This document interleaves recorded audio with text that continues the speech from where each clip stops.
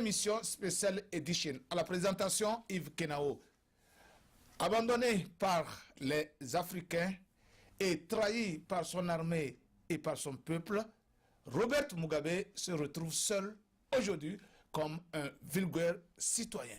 Tel est le thème de cette émission et nous allons vous donner les raisons pour lesquelles nous disons abandonné par les Africains et trahi par son armée et par son peuple. Malik Sall à la production de cette émission. Mesdames et messieurs, encore une fois, soyez les bienvenus dans cette émission spéciale Edition. Robert Mugabe a été déchu le 15 novembre 2017 dernier. Et depuis ce jour, il y a des négociations, il y a des tractations pour aboutir à une solution durable. Les militaires qui l'ont déposé ont qualifié leur acte comme juste pour mettre de l'ordre dans la maison et que ce n'est pas un coup d'État, ce n'est pas un renversement de régime, c'est juste pour éliminer les criminels autour du président de la République. Au moment où on rentrait en studio pour cette édition, nous avions appris que le président sortant de Zimbabwe, Robert Mugabe, était sur le point de donner son accord de démission. Nous vous donnerons beaucoup plus de détails si cette démission a eu lieu et quelles sont les garanties pour que cette décision puisse être prise par Robert Mugabe qui avait refusé de céder. Mesdames, Messieurs, je vous dis que Robert Mugabe, si on voit son parcours historique, son parcours politique, on se rend compte que c'est un grand de l'Afrique, qu'un fils authentique de l'Afrique, c'est un combattant, c'est quelqu'un qui a lutté pour les droits de l'homme, quelqu'un qui a lutté pour l'égalité de race, c'est quelqu'un qui a lutté pour son peuple, pour le peuple de Zimbabwe. Et pendant longtemps, il a été combattu. Il a été combattu par ceux-là même qui ont éliminé, qui ont tué, qui ont abattu froidement certains grands hommes de l'histoire de l'Afrique, de vrais fils authentiques de l'Afrique, de vrais combattants de l'Afrique, de vrais nationalistes de l'Afrique. Nos grands-parents, des rois comme Agokoli, des rois comme Béanzin, des rois comme Kankan Moussa, des rois comme Shaka Zulu, des rois comme Sundiata Keita. C'était de véritables fils d'Afrique. Et un à un, l'un après l'autre, ils ont été descendus, ils ont été abattus, ils ont été tués par les frères africains. Tous ceux-là que je viens de citer, tous ces grands héros, tous ces grands combattants, tous ces grands nationalistes africains, je vous pleure. Je vous pleure. Tempo Afrique TV vous pleure. Si vous étiez là, si vous n'étiez pas parti aujourd'hui, on ne serait pas là où nous sommes. On serait libre. Libre comme de l'air, libre comme des papillons qui volent et qui vont partout où ils veulent. Si vous étiez là, Kankan Moussa, si vous étiez là, Béanzin, si vous étiez là, Shaka Zulu, si vous étiez là, aujourd'hui les fils et les filles de l'Afrique ne souffriraient pas, ne vous souffriraient pas. Mais vous n'êtes pas là. Et si je vous évoque, ce n'est pas juste parce que je voudrais, c'est pas parce que c'est par nostalgie du passé, mais juste parce que aujourd'hui, il n'y a plus de véritables nationalistes africains. Le dernier en date, c'est celui-là qui vient à peine d'être enlevé, qui vient à peine d'être détourné par des militaires que lui-même il a formés de toutes pièces par ses mains à la sueur de son front. Je veux parler de Robert Mugabe. C'est le tout dernier des grands nationalistes, des combattants africains. Il a été enlevé. Il a été enlevé par des fils africains, par des Zimbabwéens qui ont décidé de le détourner.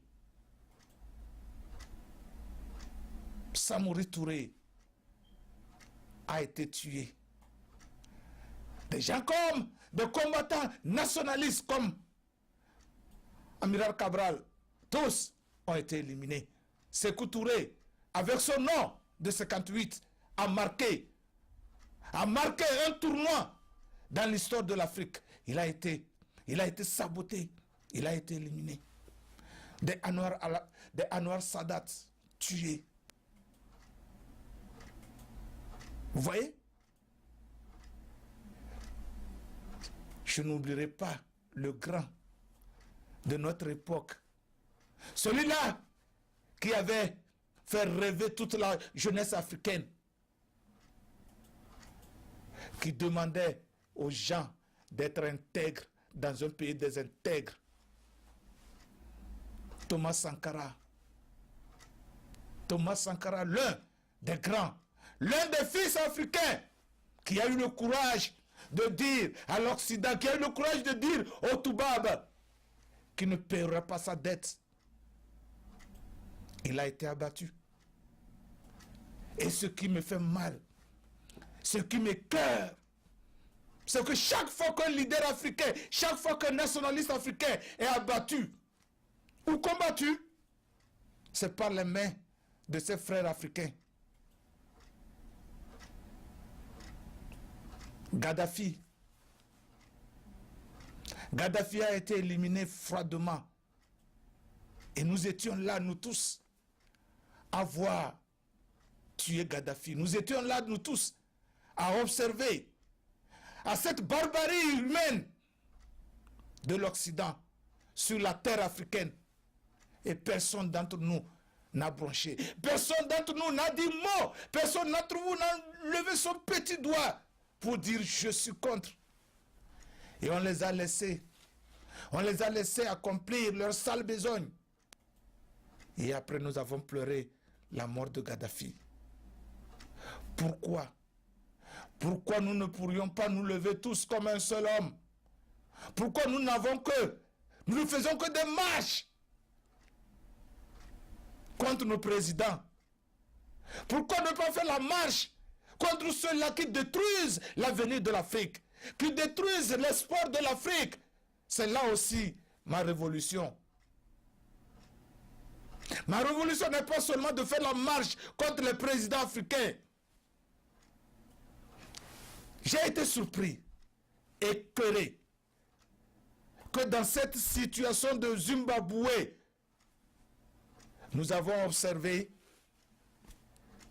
l'Occident derrière ces soi-disant militaires zimbabwéens, soi-disant armées zimbabwéennes, détruire l'espoir de tout un peuple, détruire l'espoir de tout un continent. Et personne d'entre nous n'a levé le doigt pour dire que l'Afrique en a assez de ces soi-disant coups d'État.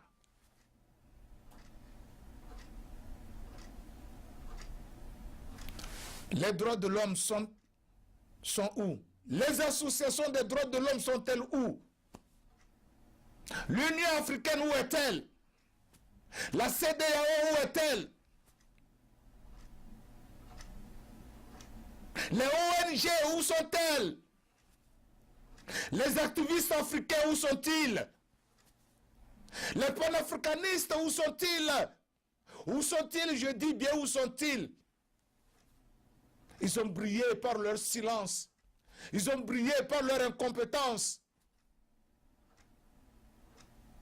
Ou du moins, ils ont brillé par leur ignorance. Alors qu'ils cessent de faire leur importance de sauver l'Afrique. Où sont-ils? On ne les a pas vus.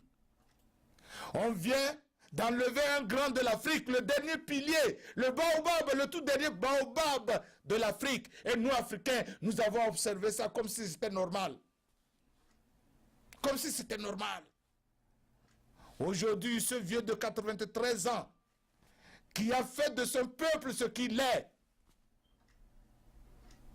Mais dire que ce même peuple sort pour réclamer le départ de Robert Mugabe, je n'y crois pas.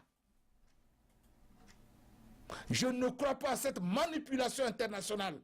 Je n'y crois pas. Car si aujourd'hui le peuple zimbabwéen respire, c'est grâce à cet homme, c'est grâce à Robert Mugabe. Et on lui doit respect. Quel que soit ce qu'on lui propose, après cet acte ignoble de coup d'État, il a été trahi par son armée, qu'il a créée lui-même de toutes pièces, à la sueur de son front. Chers Africains, j'ai été étonné par notre silence. J'ai été étonné par le silence de ces activistes, par le silence de ces panafricanistes. J'ai été étonné par le silence des chefs d'État africains. N'oubliez pas qu'il y a de cela quelques années, Robert Mugabe était le président de l'Union africaine. Du moins, ça suffisait que l'Union africaine aille et mette de l'ordre au Zimbabwe et dise à ces putschistes de l'armée zimbabwéenne de retourner dans leur caserne et de rétablir l'égalité constitutionnelle. Nous n'en l'avions pas fait. Nous ne l'avions pas fait. On a observé. On a observé. Le vin est tiré comme quoi il faut le boire. C'est la honte. C'est la honte de toute l'Afrique. C'est la honte de nous. C'est notre honte. Et je ne sais pas si nous ne pouvons pas nous lever pour défendre ceux qui représentent la valeur africaine. Alors je me pose la question, pourquoi sommes-nous là? Pourquoi sommes-nous là? Pourquoi disions-nous que nos chefs d'État ne défendent pas l'Afrique? Dans le cas de Zimbabwe, il ne s'agissait pas uniquement des chefs d'État d'agir. Moi, je peux agir. Je le fais à travers ces caméras. Les activistes devraient le faire. Les politiciens devraient le faire. Les nationalistes, les panafricanistes devraient le faire. La diaspora africaine devrait le faire. Qui d'entre nous, à ce que je sache, aucune diaspora n'a apporté son soutien à Robert Mugabe. Aucune. Et tout ce monde crie, défendre l'Afrique, défendre les valeurs africaines. À quelle comédie jouons-nous? S'il vous plaît. Nous avons vu Kadhafi. Nous avons assisté à la destruction de la Libye. Si aujourd'hui Kadhafi était là, la Libye qui est là aujourd'hui, où on vend encore des esclaves, n'existerait pas. Et nous l'avons laissé. On l'a tué. Et aujourd'hui, nous le pleurons. Nous allons le laisser, on va envoyer Robert Mugabe à la CPI et nous allons le pleurer.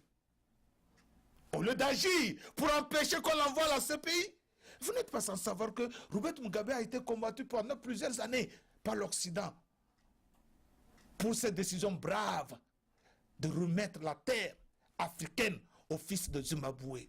Vous n'êtes pas sans savoir qu'on le cherche comme une aiguille pour le punir. Et nous donnons la chance à ceux-là de le trimballer à la Cour pénale internationale pour crime contre l'humanité. Et nous allons assister à ça. Et c'est à ce jeu-là. Et c'est après que nous allons le pleurer. C'est après que nous dirons, on ne savait pas que c'était ça. Chers Africains, s'il vous plaît, quand on combat un fils, un nationaliste africain, nous devons tous nous lever. Ça nous concerne tous. Je vous dis, ce n'est pas encore trop tard. Nous pouvons nous lever. Nous pouvons marcher à travers toute l'Afrique pour que Robert Mugabe, du moins, ne soit pas trimballé à la Cour pénale internationale. Je sais que c'est à ce jeu-là que l'Occident joue, par l'intermédiaire de ces soi-disant armée militaire zimbabwéen. Sinon, cet homme qui a tout donné pour Zimbabwe, ce n'est pas comme ça que son règne devrait terminer. Quel que soit le nombre d'années qu'il fera au pouvoir, ce n'est pas comme ça. Il a donné la chance à ceux-là aujourd'hui qui lui font le coup d'exister. Qui sait si sans la lutte de Robert Mugabe, ces généraux zimbabwéens n'existeraient même pas aujourd'hui. Et pour récompense, c'est la trahison. C'est de dire, oh, nous allons vous mettre en résidence surveillée. Qu'est-ce que ça veut dire mettre un dignitaire, un combattant, un commandanté en résidence surveillée? Qu'est-ce que cela voudrait dire? C'est une insulte grave à la personne de Robert Mugabe. Et ça, l'histoire de l'Afrique ne les pardonnera pas. Et je vous dis, pour tous ceux qui aiment l'Afrique, je dis bien ceux qui aiment l'Afrique, je ne parle pas de ces fantaisistes, je ne parle pas de ces hypocrites, je parle des fils, de véritables fils comme Thomas Sankara, de véritables fils comme Robert Mugabe, de véritables fils comme Laurent Gbagbo, de véritables fils.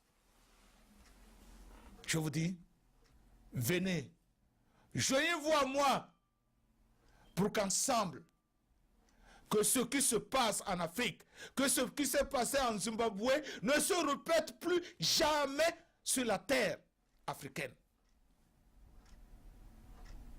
Je vous dis cela, que ce qui s'est passé,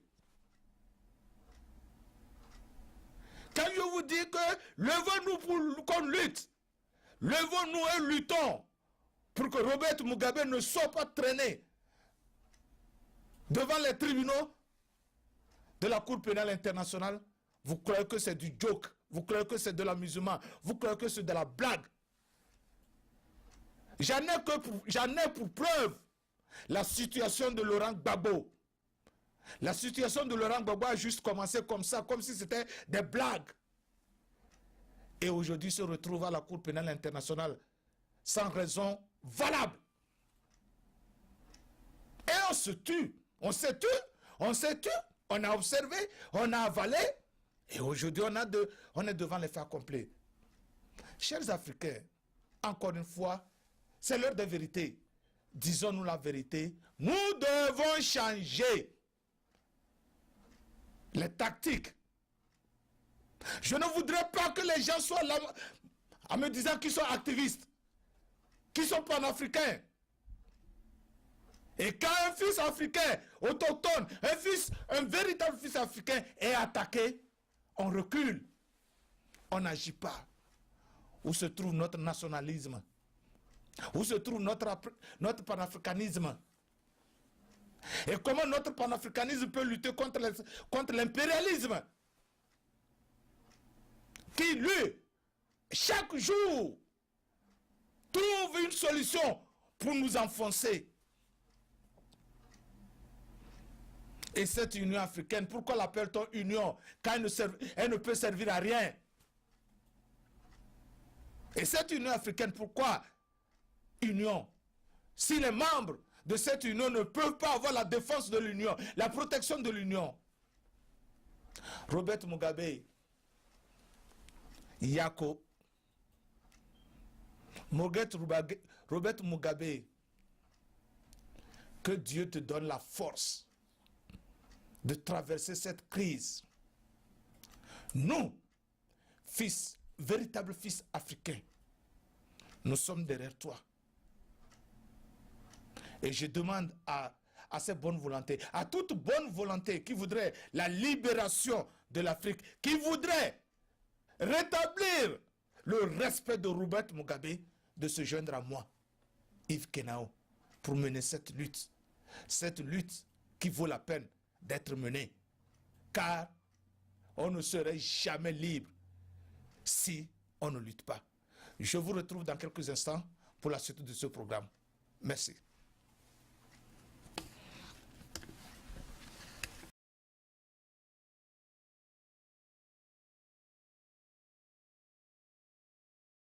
Travel. Téléphone 612 729 01 76. Avec l'agence de voyage Tempo Afrique Travel, pas de problème de connexion, pas de problème de transfert de vol. Avec l'agence de voyage Tempo Afrique Travel, c'est le voyage en toute tranquillité, en toute beauté, de votre maison jusqu'à votre destination. Votre satisfaction est notre plaisir. Chers téléspectateurs, votre émission Grand Débat passe sur Tempo Africa. Restez toujours connectés car nous vous apportons les réalités de l'Afrique. Votre animateur principal est Serge Nyawa qui est toujours là pour être connecté avec vous. Merci encore une fois, vous suivez Tempo Afrique TV, l'émission spéciale Edition. Malik Sall est en train de m'aider pour cette grande émission Yves Kenao. Chers téléspectateurs, il y a un événement qui se passe en Afrique. Le commerce honteux des esclaves est de retour. Et cette fois-ci, c'est en Libye. Pour ceux qui ne le savent pas, depuis quelques années, depuis surtout la mort,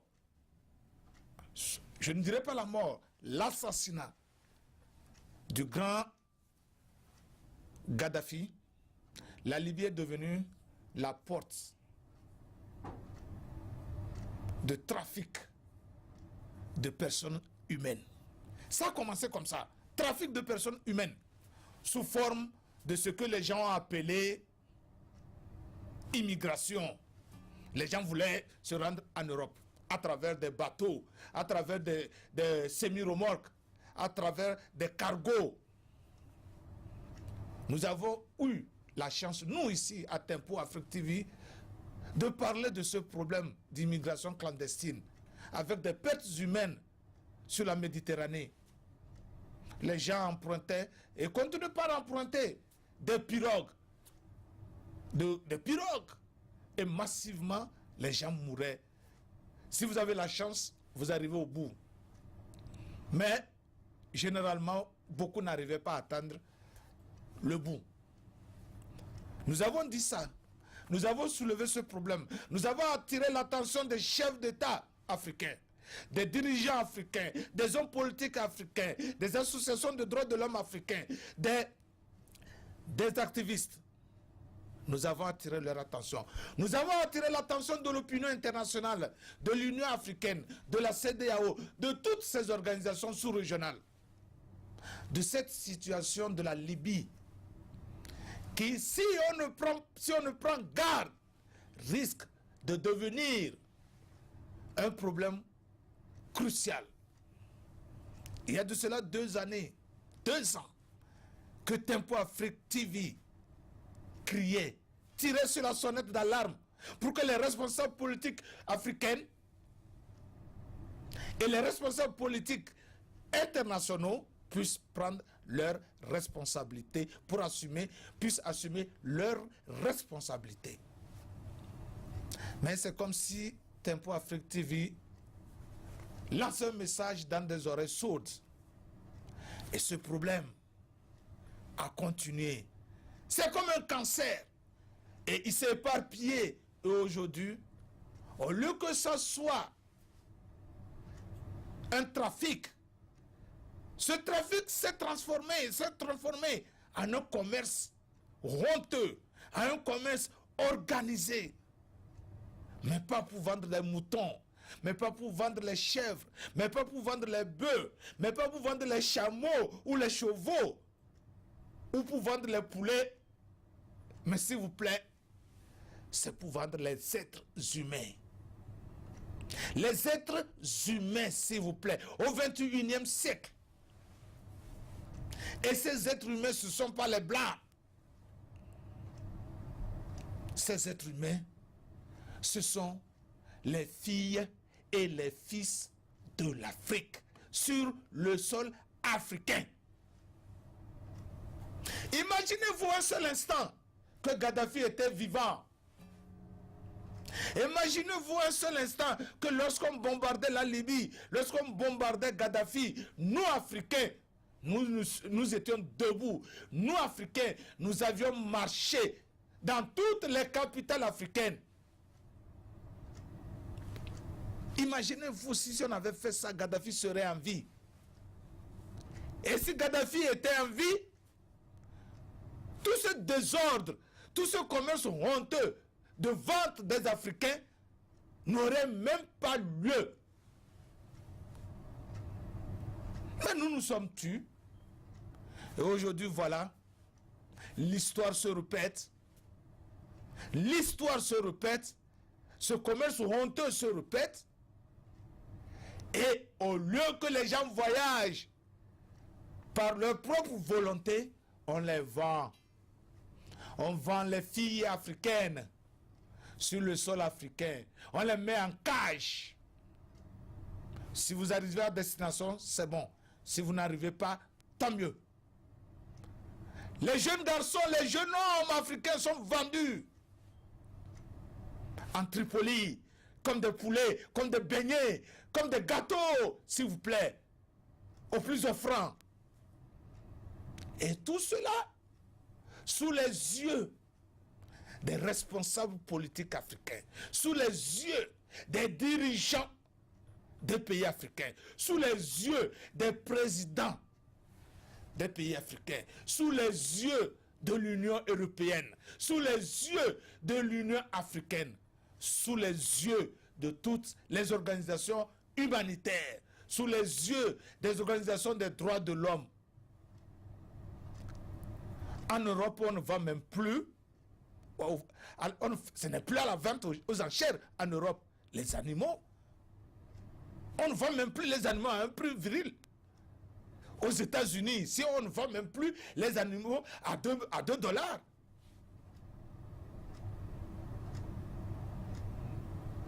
On ne les vend plus. On protège les animaux aux États-Unis. On protège les animaux en Europe. On protège même l'air en Europe, aux États-Unis. Mais comme quoi en Afrique, on ne peut pas protéger la vie humaine. On ne peut pas protéger les filles africaines, les fils africains. Et qu'il faut les vendre à vil prix. À qui encore? Aux Blancs, à l'Occident. Et ça se passe au 21e siècle, s'il vous plaît. Africains, quand je parle de ça, j'ai envie de pleurer. J'ai envie, écoutez, j'ai vraiment envie de pleurer parce que c'est inadmissible, c'est incroyable. Qu'au 21e siècle, qu'on organise systématiquement la vente des Africains sur le sol africain. On les met dans des cages comme des poulets. On les met dans les cages, même en Europe. On ne met plus les animaux dans les cages. Pour les amener au pâturage, on ne les met plus dans les cages comme avant. On les met dans des Mercedes. Aux États-Unis, si on les chevaux, on les met dans les Mercedes. Climatisés. Mais les Africains, on les vend, on les met dans les cages. Et on met les cadenas, crac, devant la communauté internationale. J'appelle ça complicité silencieuse. Est-ce que cette communauté internationale a une conscience? Si c'est une personne, est-ce qu'elle a une conscience?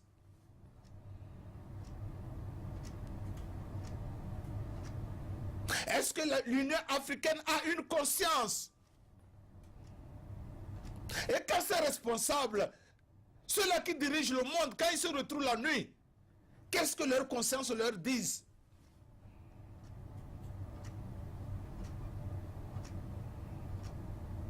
Et vous, qui faites, vous qui êtes sur le terrain, et qui vendez, et qui achetez,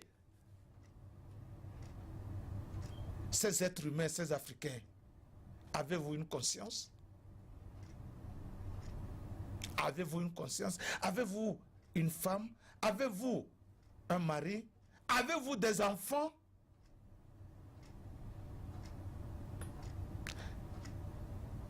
Si vous en avez, je ne pense pas que vous serez là en train de marchander pas des poulets, pas de cacao, pas de café, mais marchander des êtres humains. Celui-là, ça a combien? Celle-là, ça a combien? Mais pourquoi lui, il est cher comme ça? Ça, c'est la honte. C'est la honte de toute l'humanité. C'est la honte. Et je pense que nous, Africains, nous devons nous lever. Nous, Africains, nous devons prendre conscience que ce n'est pas uniquement le politicien qui peut mettre fin à ces pratiques. Je vous demande, nous avons tant marché à travers l'Afrique, à travers nos pays. Nous avons toujours marché dans nos pays, nous avons toujours marché. Et je vous dis que si on commence par marcher de Lomé à Accra, les Ghanéens vont nous prendre la relève. Les Ghanéens vont marcher d'Accra à Abidjan. Les Ivoiriens vont prendre la relève. Et nous arriverons à Tripoli. Et quand toute cette chaîne humaine sera montrée, si elle est montrée, telle qu'elle est, sur les chaînes de télévision occidentales, vous allez voir que même les commerçants, les grands businessmen de ce commerce honteux vont disparaître. Et nos frères et nos sœurs seront libres dans leur pauvreté. Libres de tout acte dans leur pauvreté. Libres de marcher et de respirer le vrai air, le pur air. Chers Africains, ce qui se passe à Tripoli est très grave. Ce qui se passe en Libye est très grave. Est très, très, très, très grave. Pour qu'on s'en cède dans nos fauteuils, pour qu'on reste silencieux. Et si nous restons silencieux, l'histoire nous jugera. L'histoire nous jugera. L'histoire retiendra qu'en cette année, en 2017, que cette jeunesse africaine avait assisté à la vente et à l'exportation de ses frères et sœurs sans rien dire. Et que l'histoire ne nous pardonnera pas. Nous sommes vivants. C'est de notre époque. C'est notre responsabilité. Par tous les moyens. Je vous dis bien, par tous les moyens. Petits, grands, femmes, hommes, jeunes, vieillards. Dites votre mot. Posez votre pierre. Dites que ce qui se passe à Tripoli, en Libye, est mauvais, est inhumain. Je vous dis bien, en Europe comme aux États-Unis, les animaux, pour les amener au pâturage, sont transportés confortablement dans des voitures climatisées. On ne les vend même plus à des prix virils. Et tous les jours, nous avons, je ne sais pas combien d'associations des droits de l'homme nous avons. Je ne sais pas combien de ONG humanitaires. Oh mon Dieu, ça me fait rire. Mais ça plutôt, c'est parce que je suis dépassé. Je suis très dépassé. Combien de ONG humanitaires n'avions-nous pas en Afrique? Et jusque-là, même sur les chaînes africaines, on n'en parle pas. Il n'y a jamais eu un ordre du jour de l'Union africaine de la vente des esclaves africains en Tripoli. Il n'y a pas. Ou en Libye. Il n'y a même pas cet ordre du jour. On attend que l'ONU nous donne, nous mette cela dans l'ordre du jour. Et cette ONU-là, que fais-tu ONU? Que fais-tu ONU? Tu n'as pas encore vu qu'en Tripoli, en Libye, il y a la vente des Africains. Comme met les Africains en vente en Tripoli, en Libye. Toi, ONU, tu n'as pas encore vu ça? Pour envoyer tes casques bleus? Tu n'as pas encore vu ça pour envoyer Amnesty International? Tu n'as pas encore vu pour envoyer tes juges pour aller enquêter, voir qui est responsable de la vente de ces Africains? Tu n'as pas encore vu? Ou on ne t'a pas encore envoyé des rapports ONU? Ou alors, ça ne concerne pas l'ONU. Et si ça ne concerne pas l'ONU, qu'on nous le dise et que nous nous retirions de l'ONU.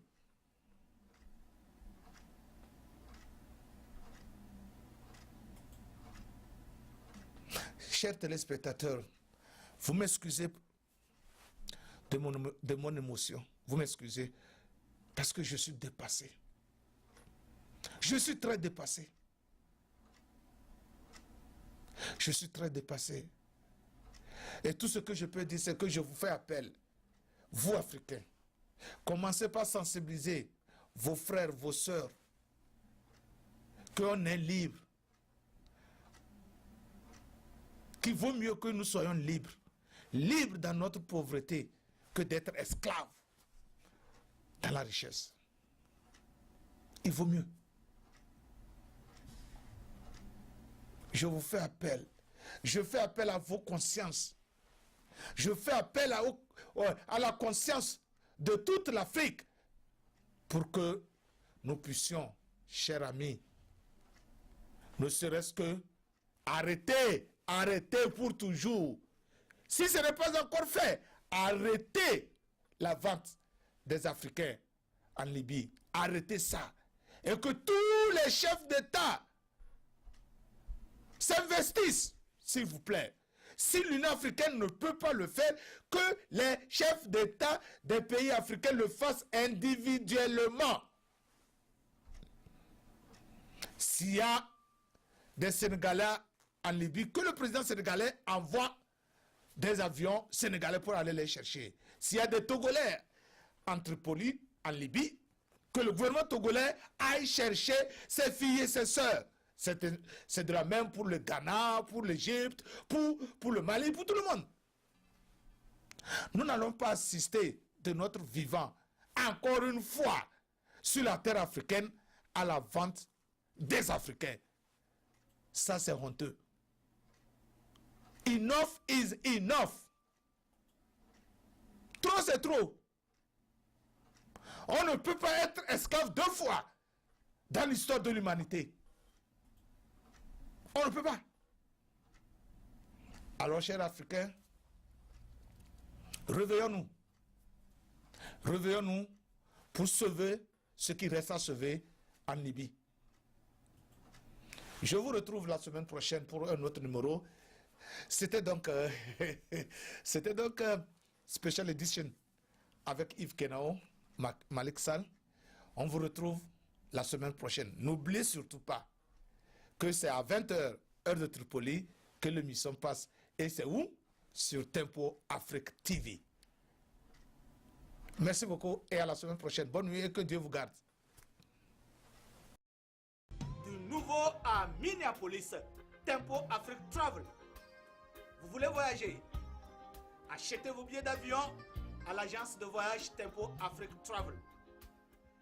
Téléphone 612 729 01 76.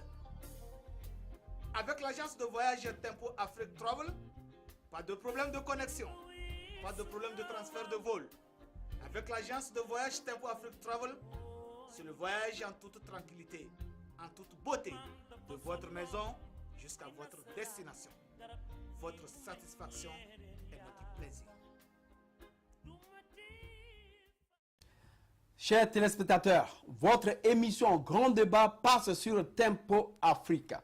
Restez toujours connectés car nous vous apportons les réalités de l'Afrique. Votre animateur principal est Serge Nyawa qui est toujours là